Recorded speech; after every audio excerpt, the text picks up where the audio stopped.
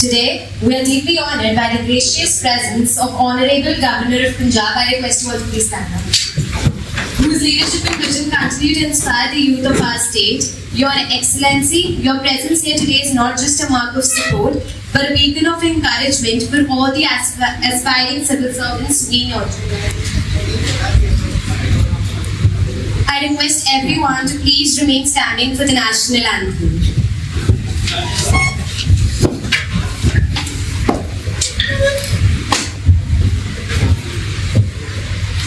जनगण मन अधिनायक जय हे भारत भाग्य विधाता पंजाब सिंध गुजरात मराठा द्राविड़ उत्कल गंगा विंध्य हिमाचल यमुना गंगा उच्चल जलधि तरंगा तब शुभ नामे जागे तब शुभ आशीष मांगे गाहे तब जय गाथा जन गण मंगल दायक जय हे भारत भाग्य विधाता जय हे जय हे जय हे जय जय जय जय हे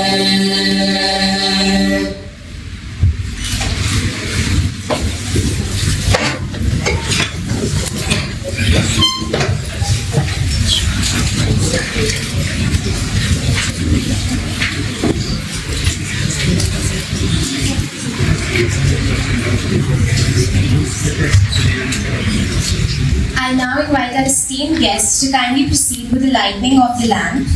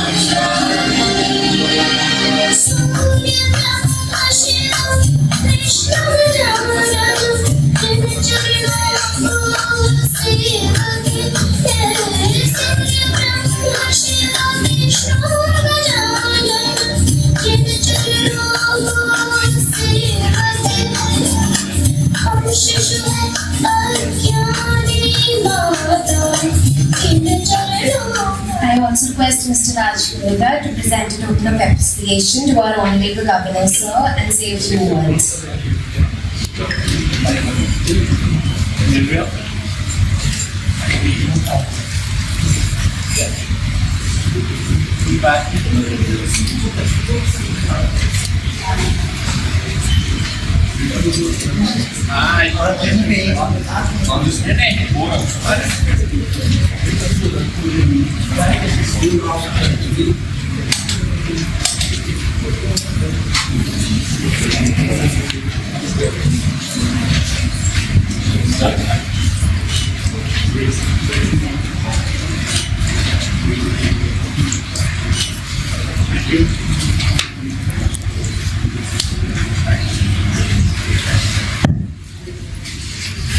hello everyone, first of all सबसे पहले तो गवर्नर साहब का बहुत बहुत धन्यवाद।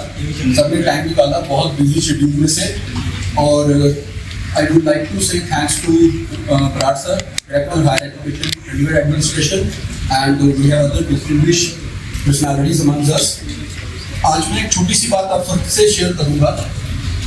It's been 10 years, 10 साल से इस कोचिंग में मैं पढ़ा रहा हूँ और हर साल यहाँ से 10 से ज़्यादा स्टूडेंट्स IAS, IPS बने, 10 से ज़्यादा स्टूडेंट हर साल यहाँ से PCS, HCS, HAS बने.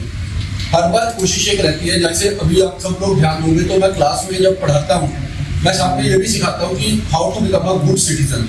एक नेशनलिज्म की फीलिंग रहे, पेट्रियोटिज्म की फीलिंग रहे और साथ में आप सब लोग एक अच्छे ऑफिसर के साथ साथ एक अच्छे नागरिक भी बन पाओ.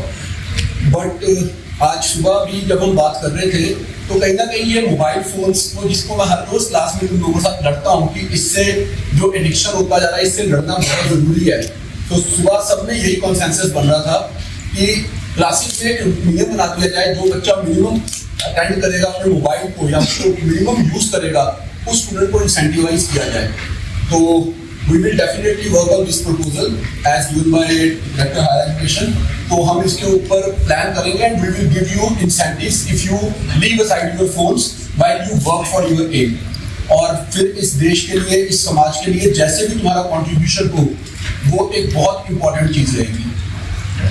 एक बैकग्राउंड की बात यह है कि सर पहले शिक्षा मंत्री भी रहे और सर खुद एक शिक्षक है, तो उनके मन में शिक्षा को लेके बहुत ज्यादा स्नेह है. और सर का जो विजन है एजुकेशन को लेके, उसके साथ आने वाले कुछ दिनों में आप देखोगे चंडीगढ़ में एजुकेशन सिस्टम में ट्रांसफॉर्मेशन होगा. एक बहुत ही कंस्ट्रक्टिव चेंज आप सब देखोगे कॉलेजेस में, स्कूल्स में, ओवरऑल एजुकेशन सिस्टम में, इवन कॉम्पिटिटिव एग्जामिनेशन सिस्टम में. Sir is a genuine visionary. तो मैं ज्यादा टाइम ना लेके सर को इनवाइट करूंगा so that he can guide you and give you some tips कि IAS बनने के साथ साथ अच्छा इंसान कैसे बना जाए और एक अच्छा IAS अफसर कैसे बना जाए. सर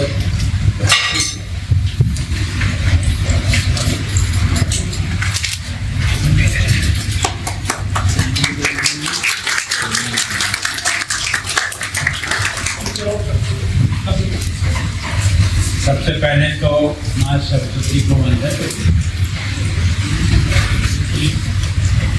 आज IAS बेटीज इस ग्रुप के इस कार्यक्रम में मैं आप सबके बीच में खड़ा हूँ. ये जो अवसर है मेरे लिए भी और आपके लिए भी बहुत आगे बढ़ने का आधार बने, उसके लिए मैं आप सबसे अब्दुल कलाम आज़ाद जो है वो कहते थे सपना वो नहीं देखना जो रात की नींद में दिखाई, सपना वो देखना है जो आपको रात भर सोने नहीं दे.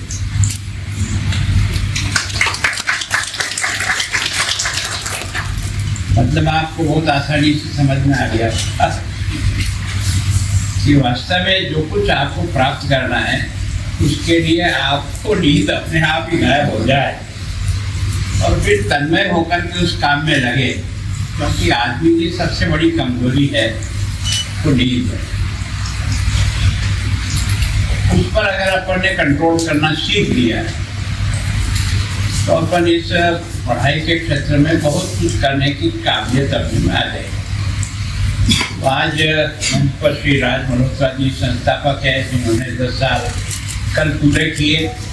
आपने कहा था कि आपको कल ही आना है, उनका समय बैठ नहीं रहा क्योंकि मेरा कार्यक्रम पहले से ही लवली विश्वविद्यालय में वाइस चांसलर कॉन्फ्रेंस का आयोजन पहले से तय था. इस कारण से नहीं बैठा. तो आज आपके 10 साल तो कल पूरे हुए, लेकिन मैं आज इसको 10 साल का फंक्शन बना रहा हूँ. तो आपको और आपके सारे के सारे फैकल्टी मेंबर्स को, बच्चों को मेरी ओर से इस 10 साल की सफलता के लिए बहुत बहुत शुभकामनाएं.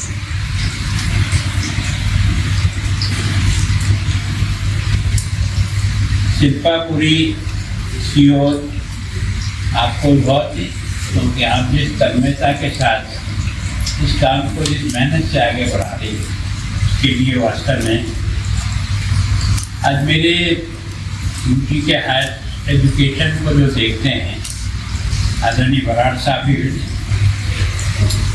डॉक्टर गुरदीप जी हमारे बीच में उपस्थित हैं, आप सभी भाइयों और बहनों, देखो वो आदमी बोल रहा है जो स्वयं सिविल सर्विस में सेलेक्ट नहीं हुआ।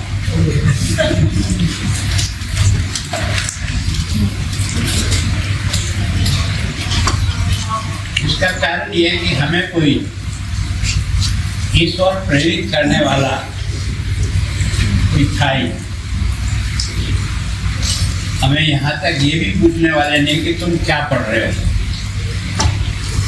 और क्या तुम्हें पढ़ना चाहिए। हम उस परिवार के बैकग्राउंड से आए हैं जहाँ शिक्षा का पूर्णतः अभाव है।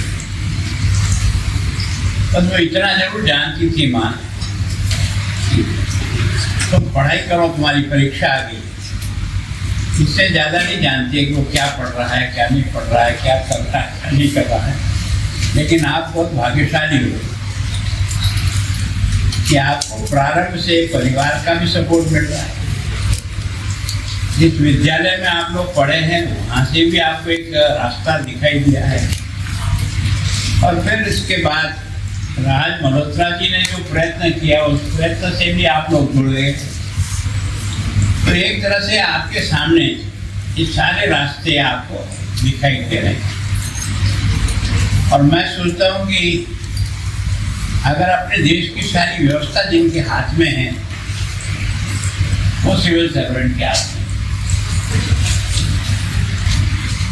हम राजनेता भले ही कानून बना देते होंगे विधानसभा और लोकसभा में, लेकिन उन सबको धरती पर उतारने का काम और जनता तक उसका लाभ पहुंचाने का काम ये सारे के सारे जो सिविल सर्वेंट की जो नौकरी करते हैं उन लोगों के हाथ में रहता है। इसका मतलब क्या हो, अगर कोई देश के सारे सामान्य व्यक्ति की जीवन को कोई सुधार सकेंगे, सरकार की विभिन्न योजनाओं का लाभ उन तक पहुंचाकर और उनको सही जानकारी और सुचिता के साथ उनके पास पहुंच जाए, तो निश्चित रूप से देश बहुत तेजी से आगे बढ़ेगा। अब ये जो सारा काम है वो वास्तव में आप सब लोगों के भविष्य को देखते हुए देश के भविष्य के साथ जुड़ा है। और जो संस्था 10 साल से इस काम को कर रही है, धन्यवाद। इतना पहले आपने इस बारे में सोच करके ऐसे कुछ प्रतिभावान बालकों को आपने उनको इस दिशा में और प्रेरित करने का प्रयास किया है। और मुझे जैसा आपने बताया कि आपकी ये जो संस्था है, स्टडी ग्रुप है, ये जो IAS IPS तैयार करने के लोग हैं, ये सारे देश में आपके 4 केंद्र चलते हैं जैसा मुझे बताया। और विशेष करके आपने चंडीगढ़ में है जहां आप और मैं बैठा हूँ, जालंधर में है, होशियारपुर है जो एकदम इंटीरियर क्षेत्र है और दूर दराज का, यहाँ पर भी आपका एक इंदौर में है। आपके 10 साल के प्रयास से जैसा मुझे आपने बताया कि लगभग 2000 बच्चों को विभिन्न प्रकार की नौकरियों में कहीं कहीं सेलेक्ट करने का आपने प्रयत्न किया, तो ये वास्तव में एक तरह से देश भी आपका सम्मान करता है। जो नौकरी में लगे वो तो करते ही हैं, और उनके द्वारा जिनका भला हो रहा है वो सारी जनता भी आपके इस प्रयास के लिए आपको मन से बधाई देती है। मेरी भी बार बार जो मैं एक शिक्षक हूँ, मुझे अपने वो जो दिन याद आते हैं कि अगर मुझे भी कोई और अच्छा पढ़ाता, कोई और ज़्यादा मुझे अच्छा मौका देता, तैयार करता, तो आज मैं ज़्यादा अच्छी सेवा कर सकता। व्यक्ति तो मैं वही हूँ। एक व्यक्ति इसी शरीर से अच्छा से अच्छा काम भी कर सकता है, पर उसका नीचे की नींव भी तो अच्छी बने तभी कर सकता है। तो वास्तव में यह जो सबसे महत्वपूर्ण काम है, वो महत्वपूर्ण काम को तैयार करने के लिए जिस एटमॉस्फेयर में वो रखा जाता है बच्चा, वो उसको बहुत मदद करता है। और मैं ऐसा मानता हूँ कि शिक्षा एक ऐसी चीज है कि जो दुनिया की कोई ताकत नहीं चुरा सकती। आपका पैसा कौड़ी जो भी इकट्ठा किया, फर्जी और ईमानदारी दोनों ही है, मैंने फर्जी इसलिए कह दिया कि देश की अगर सबसे तगड़ी कोई बीमारी है, जिसने देश के साथ बहुत ही अन्याय किया है, तो ये भ्रष्टाचार है। और उस देश में है, जिस देश ने बहुत लंबा संघर्ष किया है, ऐसा शायद ही दुनिया का कोई देश होगा जिसने इतना लंबा 1000 वर्षों तक की संघर्षों में से निकल करके आगे बढ़ा हो। देश की आजादी का जंग जिस प्रकार के लोगों ने लड़ा हो, आपने वीर सावरकर की जिंदगी जरूर पढ़ना। लोग कई प्रकार के अलग अलग कमेंट करते हैं, पर जब मैंने स्वयं तो सेलुलर जेल में जाकर के उसका कमरा जब देखा अपनी आंख से, तो पूरा शरीर कांपने लग गया। एक दिन भी अगर उसमें रहना पड़े ना, तो भी रात को नींद नहीं आए, आसमान नजर आता है। वहां 2 जन्म की कारावास काटने वाला व्यक्ति किस सोच के साथ उसने संघर्ष किया होगा, इसकी कल्पना करना भी बहुत मुश्किल। वास्तव में वो सेलुलर जेल जो है ना, जिस समय वहां थी, उस समय दुनिया कहीं दिखाई नहीं देती थी, बस वो जान चिड़ियाएं और चरखी दिखाई देते थे, बाकी आदमी नहीं दिखाई देते। ऐसे वातावरण में देखकर देश की आजादी का सपना साकार करना इतना कठिन होता है। पर कैसे हुआ? कोई उसके जीवन में संस्कार देने वाली ताकत थी, जिसने उसको उस तरफ पढ़ाया। और विदेश जाकर के भी उसने शिक्षा प्राप्त की, तो अपना जिंदगी अच्छी बनाने के लिए नहीं की, उसने भारत को अच्छा बनाने के लिए संघर्ष किया। इस बात को समझ गए, आपकी योग्यता बन रहे हैं, कल आप कलेक्टर बन जाएंगे, कल एसपी बन जाएंगे। आप स्वयं के लिए इतना माथा मोड़ी नहीं कर रहे। हम सब इसलिए कर रहे हैं कि आप जहाँ जाओगे, जिस जगह रहोगे, उससे अपने कर्तव्य और अपने परिश्रम से उस व्यक्ति को ऊपर लाने का प्रयास करोगे जो अभी तक इसके इंतजार कर रहा है। सरकार की जितनी योजनाएं बनती है, उन योजनाओं का सही लाभ सही जगह पहुंच जाए।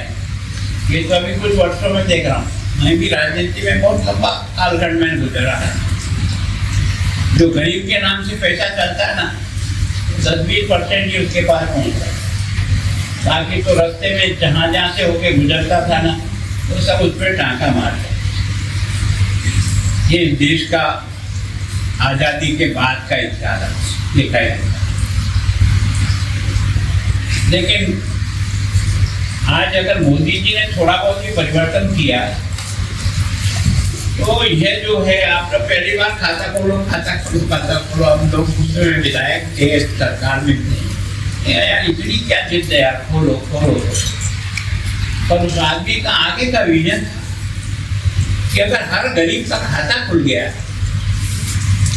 तो सरकार की योजना का पैसा जब बांटने जाता है तो आदमी का मन कमजोर हो जाता है, थैला भर के ले जाता है, सोचता अपने घर से लाया होगा, घर का नहीं है, पर उसका सोच ऐसा बनता है जैसे कोई थैला भरा हुआ है, ये मेरा है, ये मेरा नहीं है, इस गरीब जनते का खून पसीने का पैसा है जो तेरे बैग में लेकर के इस गरीब को देने के लिए वो आया है। लेकिन उसकी मन की कमजोरी के कारण से शाम को थैले में से कुछ बचा करके ले आता है। लेकिन प्रधानमंत्री ने एक तरह से खाते खुला करके छोटी सी विधवा पेंशन भी जाएगी तो कहाँ जाएगी? खाते में जाएगी। अगर वो डरेगा कि मजदूरी भी करता तो कहाँ जाएगी? सीधे खाते में जाएगी। अगर उसको फसल का नुकसान हुआ तो पैसा कहाँ जाएगा? खाते में जाएगा।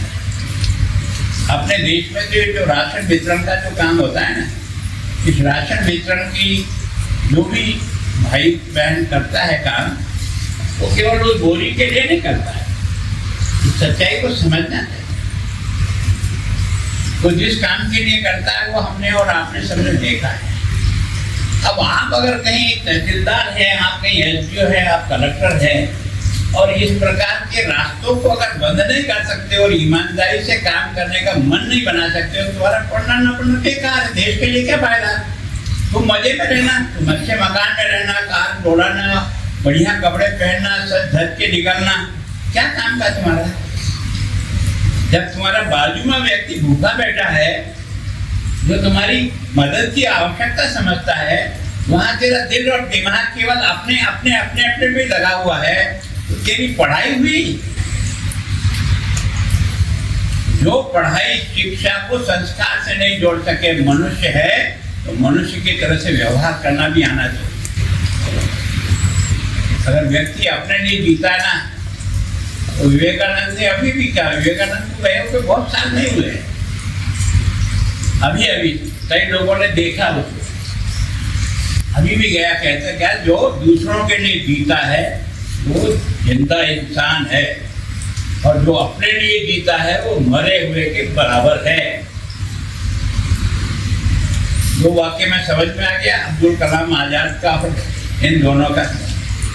तो वास्तव में ये जो जीवन में है, आपकी योग्यता बढ़े, आप अधिक से अधिक योग्य बनकर के देश की सेवा में बहुत महत्वपूर्ण पद पर हैं, ये तो सब चाहते हैं, लेकिन ये भी चाहते हैं कि आपके मन के किसी कोने में इस बात का भी दर्द हो कि जो पीछे रह गए हैं, जो अभावों में जी रहे हैं, उनको सरकार की विभिन्न योजनाओं के द्वारा हम कैसे अपने नजदीक और बराबरी में ला सकते हैं। तो शिक्षा का सही अर्थ। तो मैं सोचता हूँ कि वास्तव में जिस प्रयत्न से लगातार जो आप लोगों ने प्रयत्न किया है, सच में मैं आपका बहुत ही अभिनंदन करता हूँ। और मैंने इसीलिए कहा था बराड़ साहब, मैंने कहा यार आप इतने बच्चों को तैयार कर रहे हैं, तो थोड़े से मेरे सरकारी स्कूल के जो अच्छे टैलेंट बच्चे हैं, आप अपने हिसाब से सेलेक्ट करो। हो सकता है क्योंकि सिलेक्शन के तरीके में भी बच्चा उस पायदान पे जा सकेगा कि नहीं जा सकेगा, उसका बैकग्राउंड है कि नहीं है, वो आप जरूर देखें। लेकिन हमारी इच्छा ये रहती है कि सरकारी स्कूल में आप जो यहाँ बैठे ना, और हम जो यहाँ ऊपर बैठे हैं, उनमें से किसी का लड़का भाग्य से सरकारी स्कूल में होगा, बाकी सब निजी शिक्षण चलता है। कड़वा तो जरूर है और सच। कौन पढ़ता है? जो अभाव में जी रहा है, जिसको इतनी बड़ी फीस और इतना बड़ा साधन देने के लिए, टाई खरीदने का भी उसके पास पैसा नहीं है, कपड़े खरीदने का भी उसके पास पैसा नहीं है, उन बच्चों को भी तो आगे लाने का प्रयत्न हमको करना पड़ेगा ना। और इसलिए मैंने कहा था कि हमारे यहाँ जो 12th में अच्छे बच्चे जो आते हैं और 90 से अधिक आते हैं, वही आपके पास भेजे। उनमें से भी आप बुला करके सेलेक्ट कर लो कि आप में से कौन सा ऐसा बच्चा है जिसको हम थोड़ा सा परस्यू करें, ये बच्चा ग्रो कर सकता है। तो ये थोड़ा थोड़ा भी अगर वजन उठाएंगे ना, तो मैं सोचता हूँ जहाँ अभी अंधेरा है, वहाँ एक छोटा दीपक जला देना भी अंधेरे को मिटा सकता है। मेरी ये भावना रहती है हमेशा। मैं क्योंकि सारी जिंदगी हम तो सरकारी स्कूल में पढ़े थे, हमें ये जो निजी शिक्षण संस्थाएं ये तो कभी दिखती नहीं थी। गाँव में जो भी स्कूल होता था उसी में पढ़ाई करते। लेकिन हमें ये मालूम है यार, उस समय जो अध्यापक पढ़ाता था उसकी धोती पड़ी जरूर होती थी, और बहुत तन्मयता के साथ अपने बच्चों को पढ़ाता भी था, और बच्चों के हर कोनों को घिसता था। ये इसका ठीक नहीं है, ये इसका ठीक नहीं है, मारता भी था। आज तो मारा तो बोर्ड में चले जाते। अध्यापक मारता तो बदला लेने के लिए थोड़ी मारता। मैं सोचता हूँ कि परिवर्तन है, कोई बात नहीं। तो वास्तव में मेरी इच्छा ये है, बराड़ साहब मैंने कहा है इस बार आपको भी और संकल्प को भी और जो बाकी केंद्र है, मैंने कहा यार 2-2, 5-5 लड़के भी तो हमारे अच्छे छांट कर ले, उनको भी पढ़ाओ। हम जितनी उनकी आवश्यकताएं होगी उसकी पूर्ति कहीं से और भी कराएंगे। लेकिन अगर कोई भी ऐसा बच्चा जो सरकारी स्कूल में पढ़ा है, वो जब आपका इसमें यूपीएससी में सेलेक्ट होगा, तब सारा पंजाब उससे खुश होगा, नाचेगा। किसका बच्चा बना? उस पाठ वाले का बच्चा। तब आनंद का अनुभव होगा कि हमने समाज में वास्तव में ये जो खाई पड़ गई है, इस खाई को बांटने का कोशिश। पहले स्कूल में न कोई गरीब होता ना अमीर होता, सब फिर एक ही स्कूल होता, न कोई जात होती थी न कुछ होती। इतना छुआछूत होने के बाद भी मेघवाल का बच्चा भी उसी क्लास में पढ़ता था और हमारे ठाकुर का बच्चा भी उसी क्लास में पढ़ता था। क्यों? एक ही स्कूल था। अब ग्रेड हो गई समाज में भी, ये बड़े स्कूल का बच्चा, ये छोटे स्कूल का बच्चा, ये सरकारी स्कूल का बच्चा, और देखने का नजरिया भी बदल गया। हम आदमी को उसके कपड़ों से देखते हैं, हम आदमी को उसके गुणों से नहीं देखते। इस देश का दुर्भाग्य। मैं सोचता हूं कि हम वास्तव में गुणों की पूजा करना सीखे, आदमी की अच्छाई को समझने का प्रयास करें। और इसलिए क्या आप सब तैयारी करो, बहुत अच्छी बात है, पर मन के कोने में ये दर्द भी रहे समाज का। जो दृश्य आप देख रहे हो, उस दृश्य को बदलने का, उनको भी किस तरह से हम अपने बराबर लाने का प्रयास करें। आप जिन सीटों पर जाकर बैठेंगे, उनके सामने ये सब प्रशासनिक काम रहेगा। ये प्रशासनिक काम को आप उस तन्मयता के साथ अगर करने का भाव नहीं रखोगे, आप अपने लिए तो उपयोगी हो सकते हो, पर देश और समाज के लिए उपयोगी है। और जब आप देश के प्रधानमंत्री बार बार एक बात कही, 2047 भारत का 100 वर्ष का आजादी का पर्व, भारत नंबर 1 पर होगा, विकसित होगा, सब प्रकार के अफवाहों से दूर होगा। बनाएगा कौन? बनाएंगे आप। हम तो चले जाएंगे ऊपर, हमारी जिंदगी इतनी नहीं है, पर आप ये सब दृश्य अपने आंखों के सामने देखो। और इसलिए आपको समझना चाहिए कि उस दृश्य को बनाने में आपका बहुत बड़ा योगदान रहने वाला है, छोटा मोटा काम नहीं है। जिस लक्ष्य को प्राप्त करने का प्रयास कर रहे हैं ना, कोशिश कर रहे हैं, मुझे बहुत आश्चर्य है। मैं तो बहुत लंबा समय से इस क्षेत्र में हूँ। 2011 में भारत दुनिया की आर्थिक दृष्टि में 11वें पायदान पे था, 11वें। और इस 10 साल के पीरियड में हमने बाकी को पीछे छोड़ते छोड़ते इस साल हम 4थे पायदान पे आए। और जब 5वें पायदान पे थे तो हमने उस इंग्लैंड को पीछे धकेला जिसने हम पर 200 साल तक राज किया। उस दिन हमको बहुत आनंद का अनुभव हुआ कि वास्तव में भारत ने ये दिखा दिया कि भारत कुछ कर सकता है। भारत का बच्चा और भारत के लोग कुछ करना जानते हैं। अवसर मिले तो सब कुछ कर सकता है, ठीक प्रकार से दिशा मिले तो ये बहुत कुछ कर सकता है। और अब की बार के 1 साल बाद भारत 30वें स्थान पर होगा। भारत 30वें स्थान पर अपनी आर्थिक दृष्टि से पहुंचेगा। लेकिन आर्थिक दृष्टि से पहुंचने के बाद भी अगर मानवीय गुण नहीं हुए तो क्या होगा? भारत का मानवीय गुण का प्रदर्शन आपने देखा कि भारत की आर्मी ने स्ट्राइक तो किया, पर केवल और केवल वहां किया जहां इस प्रकार के आतंकी पनपते हैं। ये भी टारगेट ऐसा नहीं लगा जो स्वीडन को जाकर। हमारे मन में ही है कि इंसान वह है चाहे हम हैं,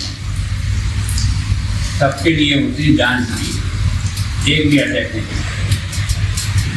तो जितने अटैक हुए हैं वो उन्हीं आतंकी अड्डों पर अटैक हुए। एक साथ ही एक ही रात में आपने देखा होगा 1 बजे और 1:30 बजे के बीच में तो को ढेर कर दिया जिन्होंने सोचा हम वो सेफ बैठे। इसका मतलब भारत की बहादुर सेना आपके लिए सीमा पर बढ़ती है, देश के मान और सम्मान के लिए। और आप यहाँ अंदर रह करके भी अपने परिश्रम से देश को नहीं उठा सकते। अगर वो वहां बहादुरी से नहीं लड़ता तो आप और मैं आराम से रहते क्या? जब वो वहां लड़ता है तो वो अपनी 6 महीने के बच्ची को नहीं देखता है। वो अभी अभी अपनी शादी हुई है 15 दिन पहले, उस पत्नी को भी नहीं ध्यान में रखता है, न अपने बूढ़े माँ बाप को देखता है जिन्होंने उन्हें पाल पोस के बड़ा किया और हिंदुस्तान के तिरंगे के लिए सब कुछ दांव पे लगा देता है। तब जाकर के इज्जत बढ़ती है देश की। देश की इज्जत किससे बढ़ती है? देश के आदमी से, देश के लोगों से। हम क्या करते हैं ये निर्भर करता है। तो मैं सोचता हूँ आप जो भविष्य में जो तैयारी में लगे हो, मेरा आपसे विनम्र प्रार्थना है दोस्तों, ये मनुष्य जीवन दोबारा नहीं मिलेगा। मैं हर जगह कहता हूँ, ना आपको मिलेगा ना मुझे मिलेगा, कोई गारंटी नहीं। ऐसा बढ़िया शरीर दिया है जिसमें भगवान राम के यही पुर्जे थे और हमारे भी यही पुर्जे हैं। ईश्वर कितना दयालु है, कोई पुर्जा चेंज नहीं किया। अब इस पुर्जे का उपयोग कौन करे, कैसा करे, ये तुम्हारे पर निर्भर है। और इसीलिए अब्दुल कलाम आजाद ने कहा, सपना वो देखो जिस सपने को साकार करने में पूरा मन, वचन, कर्म से, लगन से लग करके उस उपलब्धि को प्राप्त करें, तब जाकर के नींद नहीं आती है। वाक्य तो बहुत छोटा सा है, लेकिन ये देश का पहला राष्ट्रपति ऐसा है जो राष्ट्रपति भवन में जिस अटैची को लेके आया ना, वापस जब वहां से विदा हुआ वही अटैची लेकर के बाहर निकला। ये देश का पहला राष्ट्रपति है जिसने इतनी शुचिता के साथ, क्योंकि एक अध्यापक के गुण उसमें मौजूद थे। इसरो की जो कुछ भी कमाल आपको उनको दिखाई देता है, आणविक शक्ति का जो दिखाई देता है, उसमें अब्दुल कलाम आजाद का पसीना और खून है। ये व्यक्ति देश के लिए इतना कर सकता है, हम भी तो उसी लाइन में जाने वाले लोग हैं, क्या हम नहीं कर सकते? तो मैं सोचता हूँ वास्तव में मल्होत्रा जी, आपको और आपकी टीम को मेरा इतना ही निवेदन है कि इन बच्चों में पढ़ाई के साथ साथ इनका नैतिक चरित्र उठे, जीवन में सादगी रहे। भगवान ने आपको दिया बहुत कुछ होगा, देगा, लेकिन सादगी से जितना समाज और देश प्रभावित रहता है वो इस तरह घर से नहीं रहता। विवेकानंद की मजाक की थी, तो विदेश में थे, तो उन्होंने कहा कि तुम्हारे यहाँ टेलर दर्जी है ना, वो आदमी को बनाता है, मेरे देश में कलेक्टर आदमी को बनाता है। ये अंतर है भारत में और दुनिया में। तो वास्तव में मैं सोचता हूँ हम लोग सोच सकते हैं, जब कभी भी रात्रि को जब सोने के लिए जाएं तो थोड़ा सा 5 मिनट उठ करके सोचिए, सवेरे आज उठ करके दिन भर में किया क्या, कौन कौन से काम मेरे से ठीक हुए, कौन से काम मेरे से ठीक नहीं। कल मैं इनमें से अधिकांश को रिपीट नहीं करूँगा। तो आप देखो, एक साल में आपके जीवन में बहुत परिवर्तन दिखाई देगा। विचार तो करना, बिना विचार किए, बिना अपने माथे पर जोर लगाए काम को आगे बढ़ाना संभव नहीं है। और इसलिए निश्चित रूप से राज मल्होत्रा जी, आपको और आपकी टीम को धन्यवाद देता हूँ। और मैंने जो बात कही है, मेरी बहुत इच्छा है कि आपकी बार मेरे सरकारी स्कूल के भी 10-20 बच्चे 12वीं करने के बाद इस लाइन में पढ़ाई भी करें और इस लाइन में आगे बढ़े, ताकि उन बच्चों को भी वास्तव में एक अच्छा जीवन जीने का और अपने परिवार को भी अच्छी तरह से मदद करके आगे बढ़ा सके। धन्यवाद।